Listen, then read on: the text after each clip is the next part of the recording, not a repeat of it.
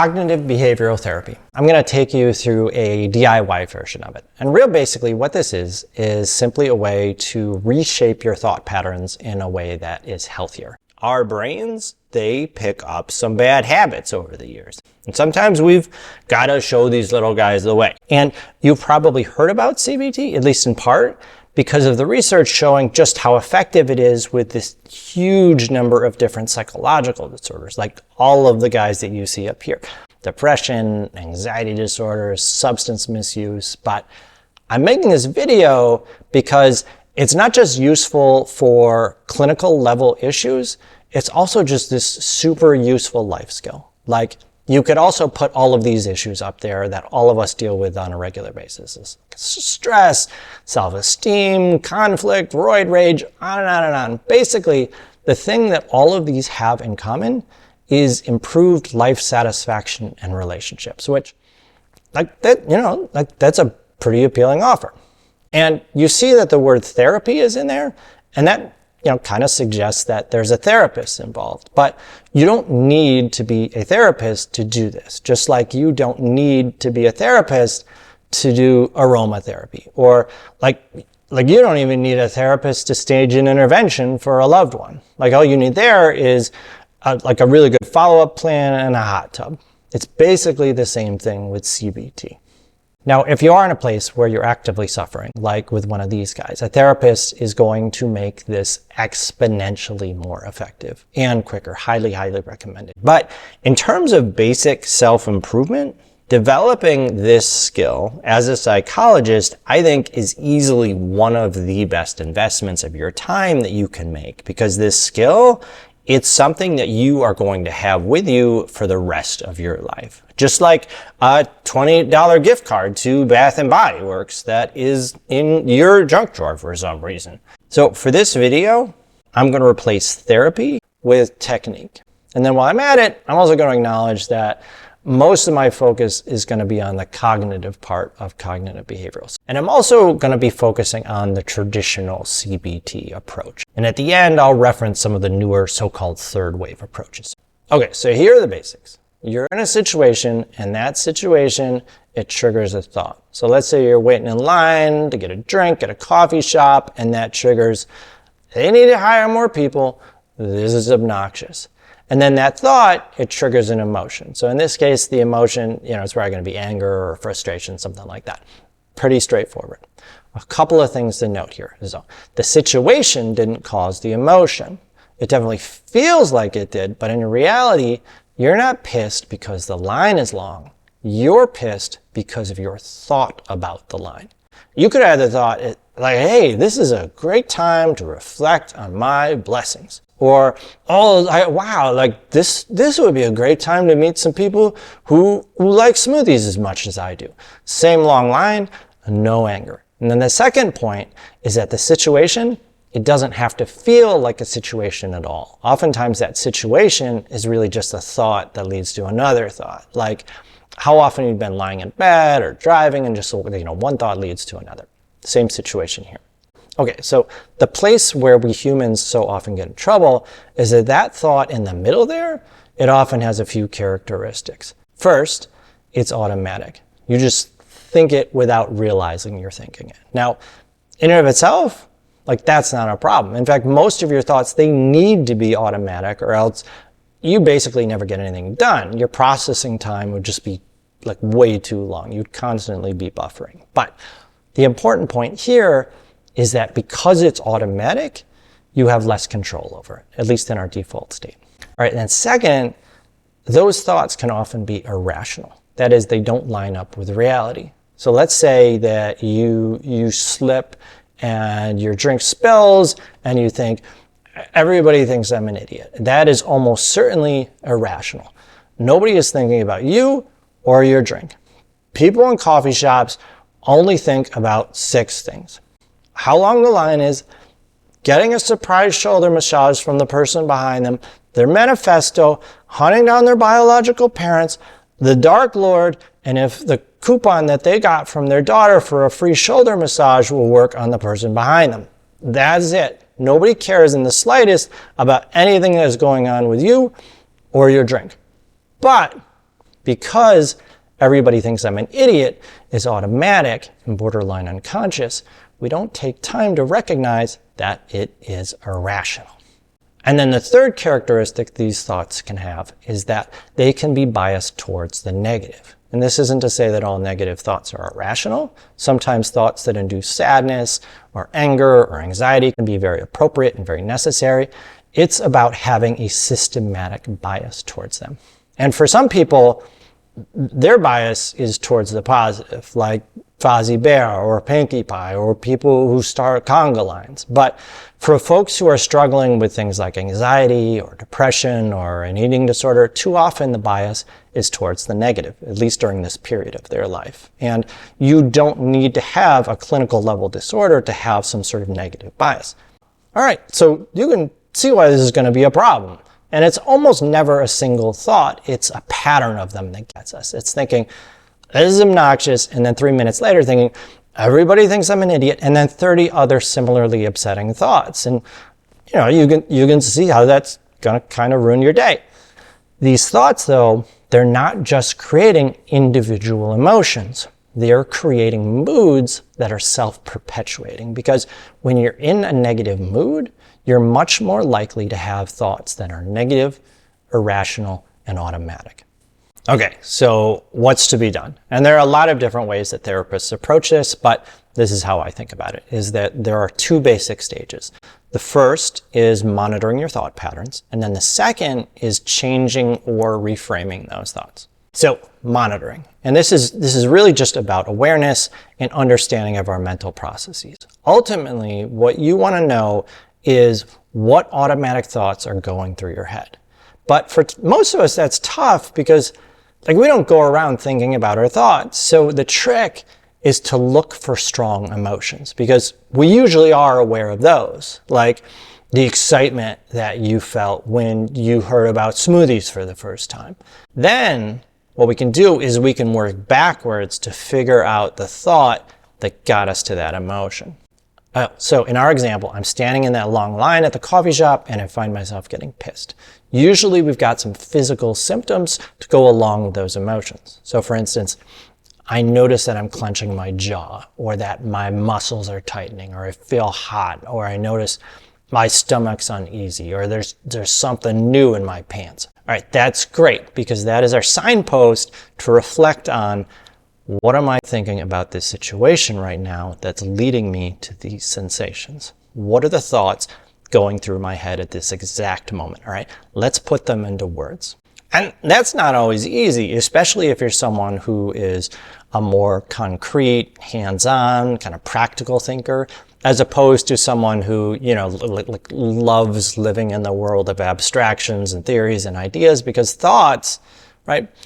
They're abstractions. You can't touch them, you can't see them, but even if you are a more concrete thinker, I assure you that this has been used successfully with people like you millions of times before. It just takes a little bit more practice and concentration.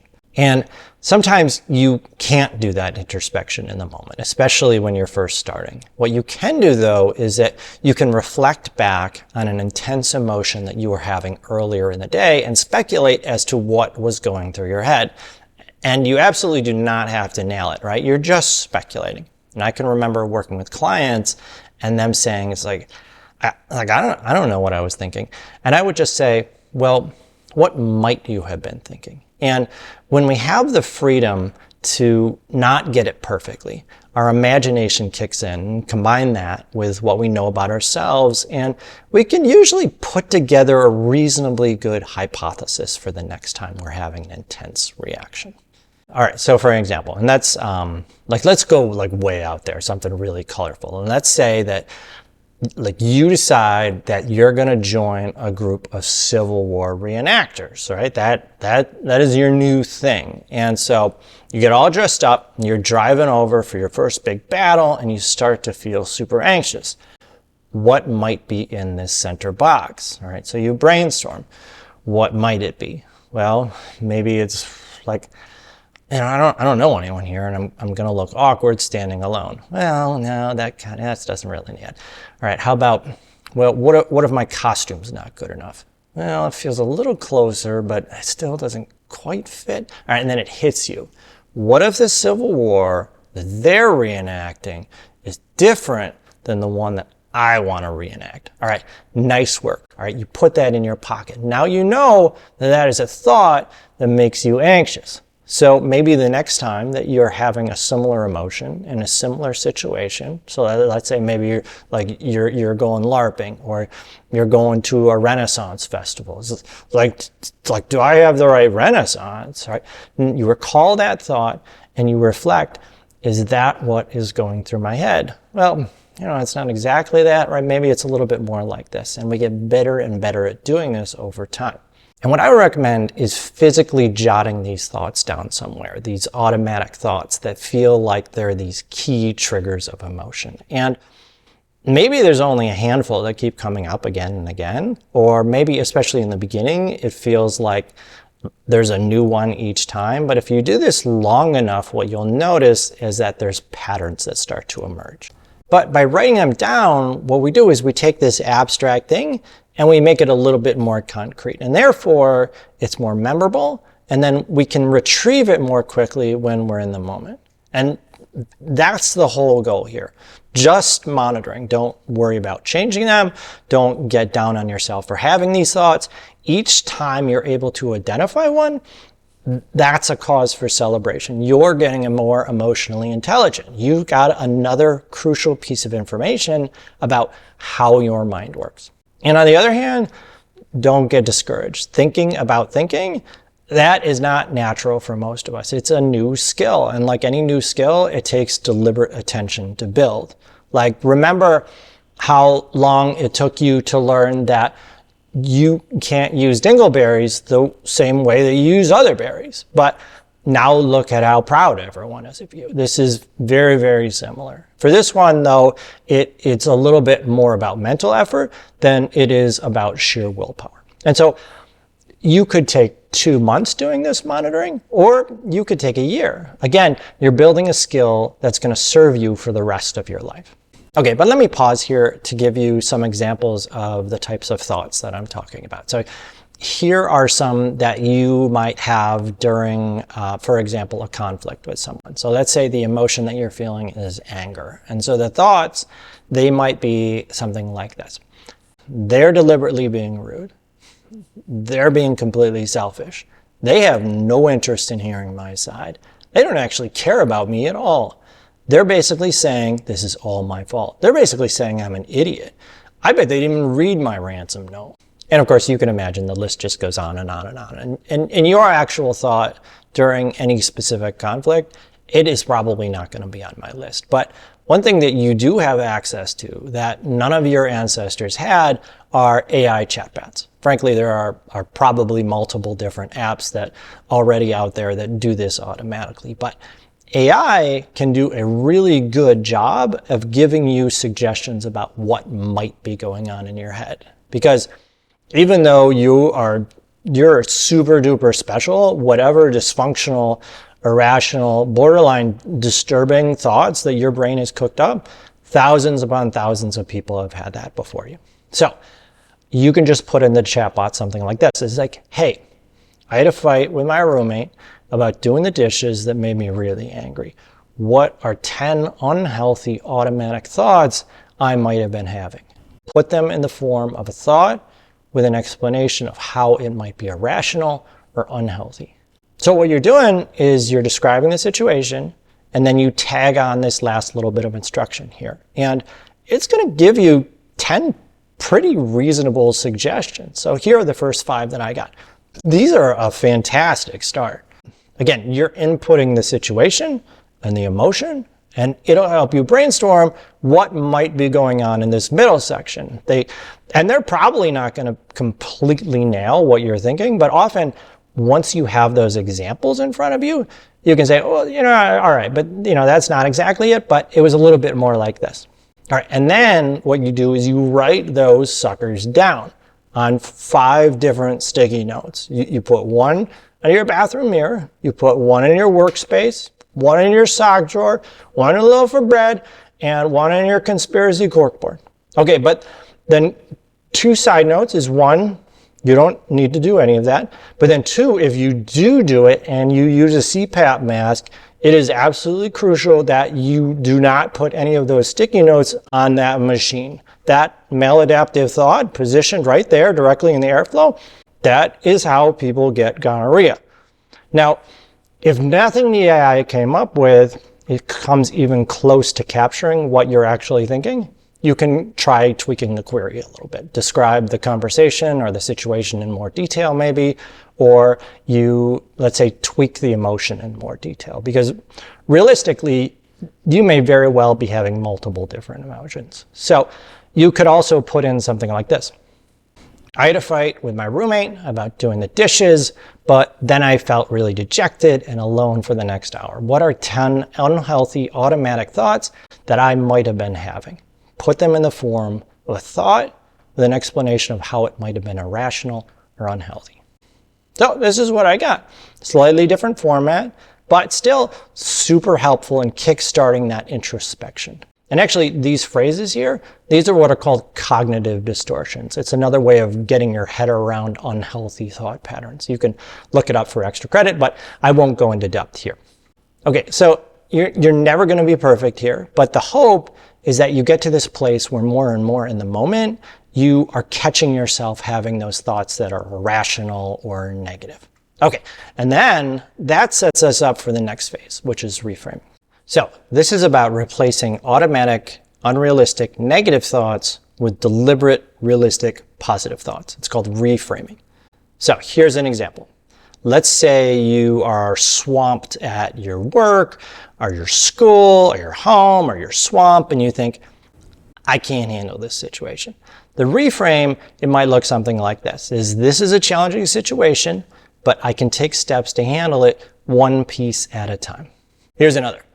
Things are never going to get better. With a reframe that looks like this. Things often seem impossible when I'm going through tough times, but I know that's an illusion because I've gotten through lots of ups and downs through my life already. This is the same. Now you notice that this is longer, but that's because the truth is often much more nuanced and complex than those simple negative thoughts will lead us to believe. Those irrational thoughts, they're punchy, they're visceral, they're linked to these very simple, basic emotions, and our brain, it is really drawn to that. It's like, imagine watching a movie where The Rock and Vin Diesel and Ludacris, they need to stop Jason Statham and Lizzo from stealing the White House. All right, there is going to be zero prefrontal processing needed to watch that movie. But at the same time, even though you know that I just made that movie up, the second that your primitive brain heard it, it was like, why don't we have tickets to that already? Like, this is going to sell out and I'm not going to get to see Lizzo. Okay, so then compare that to a drama where The Rock and Vin Diesel and Ludacris, they're lactation consultants, and they realize that they need to start a postpartum support group at their clinic because Jason Statham and Lizzo stole the one they had. All right, that is going to be a very complex movie. All right, there are going to be a lot of things that need to be explained. It is probably going to challenge a lot of pre-existing assumptions you have. And I'll be honest, like, there are probably going to be some parts that feel very awkward and very unnatural. Like there's going to be times that you want to stop watching, but you need to push through, right? That is what reframing is like. You ask any therapist, and that is the exact metaphor that they will give you. Okay, so one last example. Let's say you're going on a date, and the thought is, I'm not going to be able to keep the conversation going, and they're going to get bored. Reframed as, we're both here to get to know each other. I'll be myself. And that's enough. Let's just see where this goes. So the goal here is to push yourself when you recognize the unhealthy thought to identify it and replace it with one that's realistic and positive. And to some degree, even that process of catching and identifying that thought, that is taking you halfway there to reframing. Putting that spotlight, your attention on it, that often diminishes the power of that unhealthy thought by half. So here are going to be our steps. Is 1, practice reframing outside of the moment. Practice reframing in the moment. And then finally, 3, practice replacing unhealthy thoughts with reframed thoughts. And you see the word practice in there? This is just practice. You cannot fail. Okay, so this first part is just coming up with a reframe. And this is where you do not have to do it in the moment right away. And at this point in the process, like, you've already done the monitoring. Like, you've come up with a bunch of unhealthy thoughts that are typical for you, and you've actually written them down. You've got kind of a greatest hits reel, just like the notebook that you have with all of your favorite smoothies in it. So to start, just practicing outside the moment, you're brainstorming how you can reframe those suckers. It is just brainstorming. And this is another place where AI can be wonderfully helpful. Like, for example, I put in this prompt.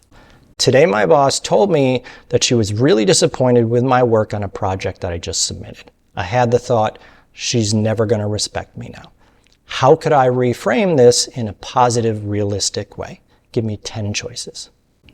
And then here are the first 5 that I got. Again, they're pretty good, but they're probably not going to be perfect for you. So you just tweak them into something you can actually get behind. That's really important. You need to actually be able to believe it. All right, so you spend some time, maybe it's 2 weeks, maybe it's 10. You're training your brain on examples like this until you're ready to actually do this in the moment. Like when you're actually pissed or demoralized or anxious or roid raging. And so then next, when this whole reframing process is feeling a little bit more natural to you, it's just about coming up with a reframed thought in the moment. And you're not even pushing yourself to actually replace the unhealthy thought. You're just asking yourself, how could I reframe it? It's simply an intellectual exercise. How could I reframe this? And I keep saying no pressure, because when you're having an intense emotional reaction, it is really tough to summon the kind of motivation that you need to do too many new things, right? So you're just taking it easy on yourself. This is just brainstorming. Okay, but then when you do get good at that, then you're ready for this final step, which is actually replacing and buying into that reframed thought. This is about having that unhealthy thought in the spotlight of your attention and saying, no, right? We're not doing that anymore, right? This is how we're thinking now. And then what your brain is going to do is it's going to pull you back towards that old thought. And again, it's just, no. Like, we're not doing it anymore, right? We're doing this now. This is our new thing. And it's kind of like training a dog. It takes patience, right? That dog's got some more bad habits. You just need to be consistent. You're breaking that dog of a habit, and you're going to be super patient with it, right? That dog is great. You love that dog. Brain Dog is actually the only one who agrees with you that posters advertising Civil War reenactments, they need to be much, much more specific. It's just that Brain Dog has picked up some bad habits, and you're going to retrain. Look at that little guy. And it's tough, right? There are lots of things that keep pulling you back here. Like, for instance, with thoughts that induce anxiety or sadness or embarrassment, things like, everyone thought I was an idiot, or I'm never going to get this all done, or what does she mean by that? It's just that often the brain wants closure, or it wants to dismiss the idea. So what it does is it keeps coming back over and over. And even though we know intellectually that once we've revisited an issue 20 times, that the 40th time isn't going to bring any more resolution, Brain Dog, it just wants to keep trying, right? It wants to shut down that problem, and it thinks that if it just processes it one last time. Or take an anger-inducing thought, like, he said that deliberately to piss me off. And the brain thinks, if I can just process it one more time, it will bring justice into the world. But of course it won't, right? I love that old saying. It's like holding on to a grudge is like eating rat poison and expecting the rat to die. And then on top of that, another really powerful reason why this retraining can be so difficult is because our brain, it does not like confusion or unpredictability. It desperately wants to make sense of things. So what it does is it generates these core beliefs about how the world works. And it starts doing this very early on in life. So for instance, take some examples. I shouldn't ask for help because it shows weakness. My feelings are not as valid as other people's feelings. I'm not interesting enough. If I love someone, I must make them happy. I must always be prepared for the worst. My pants will fall down if I don't have suspenders. Rudy can't tell me what to do. And these core beliefs, they do change and evolve with our experiences, but the older we get, the more difficult it is to change those assumptions, right? They're just these super well-worn paths. And the thing is, our brain absolutely loves the stability they provide, and it rewards us for thoughts that reinforce those beliefs. It's just this little ping of pleasure, right? And it's imperceptible and fleeting, but it's there. And on the other hand, thoughts that conflict with those core beliefs, it fights against them. And that's why when you look at these two thoughts here, on the surface, it would seem like, why wouldn't you go with a more pleasant one? Why would you want to think this over this? But if there's one on the right, is at odds with a core belief about the world, like I must always be prepared for the worst? Well, it's going to take some deliberate effort to, one, resist the comfort of the unhealthy one pulling me over here. And then two, it's going to take deliberate effort to really engage with this more foreign feeling thought. The brain is actively resisting that because it breaks that neat, precious worldview that it's built over however many years, right? Again, it just absolutely loves stability, all right? And that's why it goes online every night after you've gone to sleep, and it deletes any of your texts or emails that mention cryptocurrency or roller derby, right? And then that is why you don't hear from your roller derby friends anymore, right? And it makes a lot of sense. All right, and then as a side note, I'm working on another video on core beliefs that I'll link below when it's ready, because you actually can deliberately chip away at those. But for our purposes here, just that process of repeatedly choosing healthy surface thoughts again and again and again, that will also start to alter some of those deeper unhealthy assumptions about the world. The main point that I want to make here is that this will take some discipline, but the more you do it, the easier it gets. All right, so those are the basics. And I will just make one final comment for anyone who might be struggling with an issue like these, is that a therapist, they are going to make this 20 times easier. And then the truth is, even though tons of studies have shown that CBT can be really effective, well, it might only make a small difference for some people, and for other people, it might not help at all. Unfortunately, at this point in our collective mental health knowledge, there really is often some experimentation necessary to figure out, like, hey, look, what's the best way to help any one individual? It's just that, it's like we've got like 86 billion neurons in our brain. And so even if two disorders, they look the same on the surface, well, like there might be very different causes. And then even if the causes are the same for two people, they might need very different solutions. The good news, though, is that we have come up with this just huge variety of effective interventions for all of these issues. Even just within the cognitive behavioral school you see up there, we've got this large variety. So these are what are often referred to as third wave CBT approaches, where the focus is not so much on changing the content of your thoughts, but more on changing your relationship to them through, for instance, acceptance or mindfulness. But the point is, the odds of stumbling upon an approach that works for you, if you can really push yourself to keep trying, those are pretty good.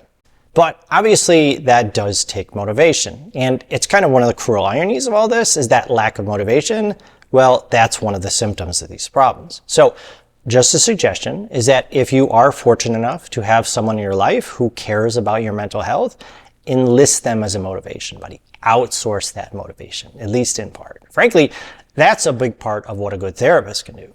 The other thing they can do is to help you find more therapists. That's pretty cool. Okay, but I'll close by repeating that these cognitive techniques, they're also just as effective for personal growth or for lower key issues like these. Again, these are the steps that we went through. Maybe take a screenshot. Remember, start small. This is a long-term project. I've been doing this for 25 years and I am still pruning and reframing. But I'm absolutely less stressed, less prone to frustration because of it. It is a lifelong skill for taking control of your mental life, which for my money is perhaps one of the biggest determinants of moving closer to a happy life.